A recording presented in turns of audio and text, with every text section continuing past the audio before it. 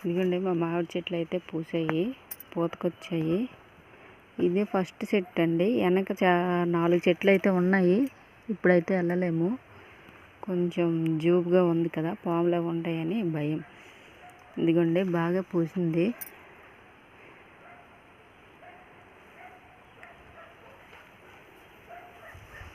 ఇదైతే మా నిమ్మ చెట్టు అండి.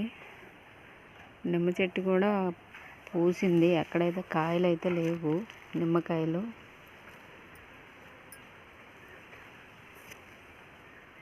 ఇక్కడైతే కాయలు అయితే కనిపించట్లేదు.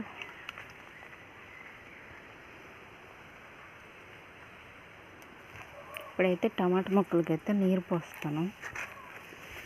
ఇదిగోండి టమాటా మొక్కలు.